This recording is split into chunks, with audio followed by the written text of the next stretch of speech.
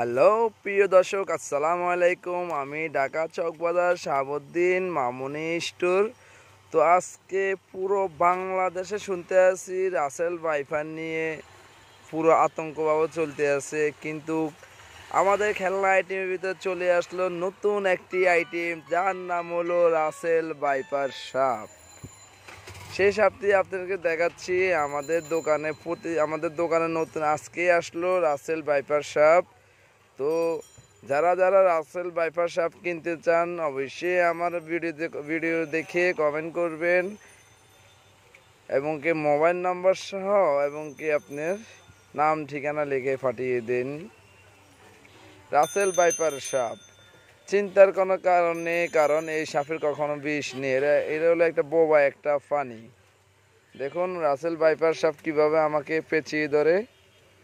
সুন্দর একটি সাপ, যার নাম হলো রাসেল ভাইপার সাপ।